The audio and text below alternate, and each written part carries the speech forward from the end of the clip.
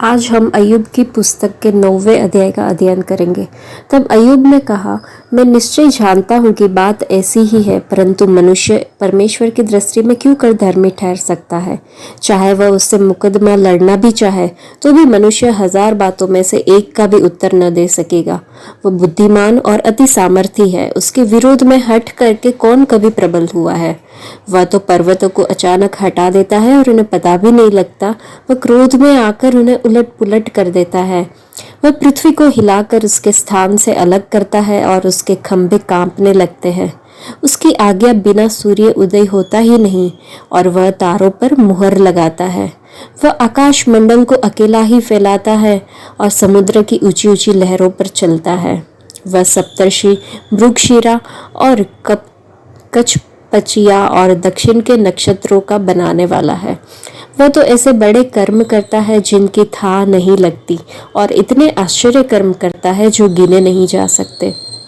देखो, वह मेरे सामने से होकर तो चलता है परंतु मुझको नहीं दिखाई पड़ता और आगे को बढ़ जाता है परंतु मुझे सूझ ही नहीं पड़ता है। देखो, जब वह छिनने लगे तब उसको कौन रोकेगा। कौन उससे कह सकता है कि तू यह क्या करता है। ईश्वर अपना क्रोध ठंडा नहीं करता, अभिमानी के सहायकों को उसके पांव तले झुकना पड़ता है। फिर मैं क्या हूँ जो उससे उत्तर दूं और बातें छांट छांट कर उससे विवाद करूं। चाहे मैं निर्दोष भी होता परंतु उसको उत्तर न दे सकता। मैं अपने मुदई से गिड़गिड़ा कर विनती करता। चाहे मेरे पुकारने से वह उत्तर भी देता तो भी मैं इस बात की प्रतीति न करता कि वह मेरी बात सुनता है। वह तो आंधी चलाकर मुझे तोड़ डालता है और बिना कारण मेरे चोट पर चोट लगाता है। वह मुझे सांस भी लेने नहीं देता है और मुझे कड़वाहट से भरता है। जो सामर्थ्य की चर्चा हो तो देखो, वह बलवान है, और यदि न्याय की चर्चा हो तो वह कहेगा, मुझसे कौन मुकदमा लड़ेगा। चाहे मैं निर्दोष ही क्यों न हूं परंतु अपने ही मुंह से दोषी ठहरूंगा। खरा होने पर भी वह मुझे कुटिल ठहराएगा। मैं खरा तो हूँ परंतु अपना भेद नहीं जानता। अपने जीवन से मुझे ध्रुण आती है। बात तो एक ही है, इससे मैं यह कहता हूँ कि परमेश्वर खरे और दुष्ट दोनों को नाश करता है। जब लोग विपत्ति से अचानक मरने लगते हैं तब वह निर्दोष लोगों के झांचे जाने पर हंसता है।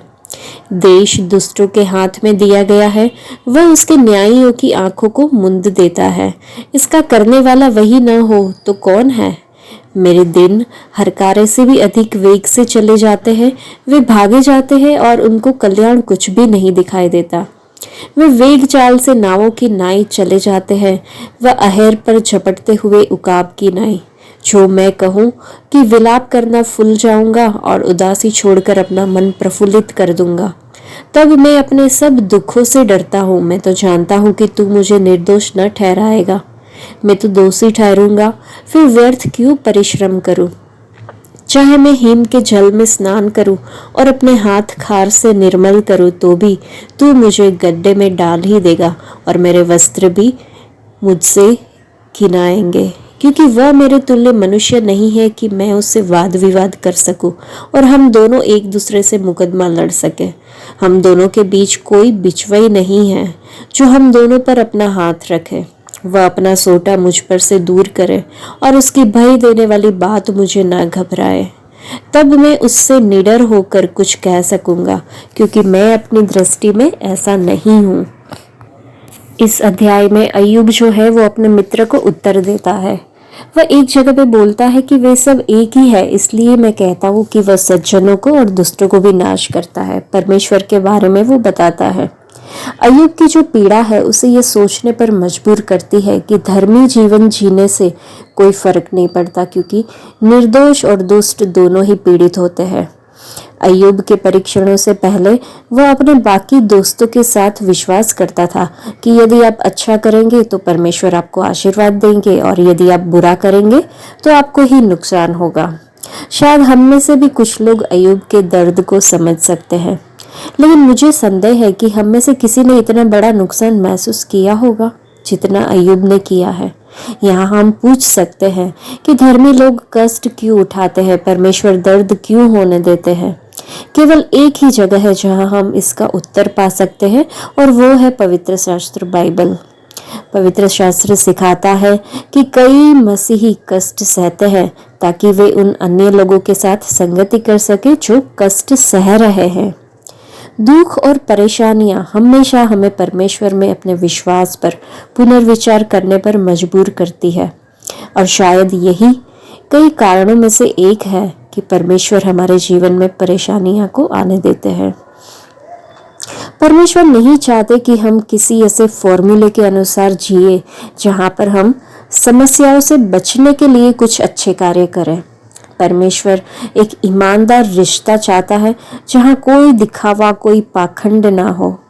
परमेश्वर को हमसे अधिक हमारे उद्देश्यों की चिंता है।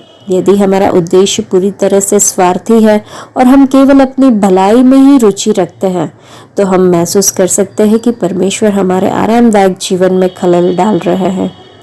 परमेश्वर हमसे दूर नहीं है और उसने पृथ्वी और धर्मियों को त्याग नहीं दिया है। परमेश्वर अपने बच्चों की रक्षा तब तक करते हैं जब तक उनके लोग, उनके बच्चे, उनके तरीके और उनके कानून पर चलते हैं। परमेश्वर न्यायी और शक्तिशाली है। वह सभी मनुष्य के दिलों को जांचता है और खास करके अपने बच्चे के दिलों को तो वो जानता भी है। अय्यूब के दोस्तों में से हम कुछ सबक सीख सकते हैं। वो है कि हमें सिर्फ सुनना चाहिए। जब कोई परेशानी में होता है तो हमें उनकी बातों को सुनना चाहिए। जब अय्यूब के दोस्तों ने बात की तो उन्होंने और अधिक नुकसान किया। संभव है पूरे एक सप्ताह तक वो लोग उसके साथ बैठे रहे और एक भी शब्द नहीं बोले। वो अच्छा था, लेकिन जब उन्होंने बोलना शुरू किया तो उन्होंने अय्यूब के ऊपर दोष लगाना शुरू किया। अय्यूब को बस ऐसे मित्रों की आवश्यकता थी कि जब वो अपने विचार प्रकट कर सकते, जहाँ पर अय्यूब अपनी बात उनको बता सकता और वो लोग सिर्फ सुनते। दूसरी बात कि उन्होंने न्याय किया। उन्होंने अय्यूब पर दोष लगाना शुरू कर दिया और उसके इरादों और कार्यों को गलत ठहराया। अब उस अभागे आदमी के घाव पर नमक लगाने वाले काम उन दोस्तों ने किए, इसलिए उन्होंने मरहम की बजाय उस पर और भी घाव डाल दिया। तो हमें भी न्याय नहीं करना चाहिए। जब कोई हमारा दोस्त परेशानी में है तो हमें उन्हें सुनना चाहिए और उन्हें थोड़ा सांत्वना देना चाहिए। उन लोग ने सहानुभूति नहीं दिखाई। तीसरी बात हम ये देख सकते हैं, तो हमें उन लोगों के बारे में हमें भी सोचना चाहिए कि जो पीड़ित है, जैसे कि हम स्वयं भी उसी चीज से गुजर रहे हैं। अगर कोई परेशान है तो हमें ये चीज सोचनी चाहिए कि अगर वो परेशानी हमारे साथ होती तो हम क्या रिएक्ट करते हैं। तब हम उनके प्रति और भी दया भाव रख सकते हैं। चौथी बात कि उनके दोस्तों ने, अय्यूब के दोस्तों ने अय्यूब के लिए प्रार्थना नहीं की। सबसे अच्छी बात यह है कि उसके लिए प्रार्थना करें। किसी पीड़ित भाई या बहन के लिए प्रार्थना करना, उन सभी की बेतुकी व्याख्या करने के बजाय अगर उसके दोस्तों ने अय्यूब के लिए प्रार्थना की होती तो अय्यूब की परेशानी कम हो सकती थी। आइए हम भी प्रार्थना करें कि अय्यूब के दोस्तों की गलतियों को हम ना दोहराएं। आइए हम ऐसे दोस्त न बने जो समय के साथ बदलते हैं। जब चीज़ें अच्छी होती है तो साथ रहना पसंद करते हैं, लेकिन जब चीज़ें खराब होती है तो छोड़ देना पसंद करते हैं, या फिर वो हमारे ऊपर दोष लगाते हैं। इसके बजाय आइए हम परमेश्वर की मदद से अच्छी दिलासा देने वाले और अद्भुत मध्यस्थ बन सके कि हम उनके लिए प्रार्थना कर सके। आज के लिए इतना ही। परमेश्वर आप सबको आशीष दे। धन्यवाद।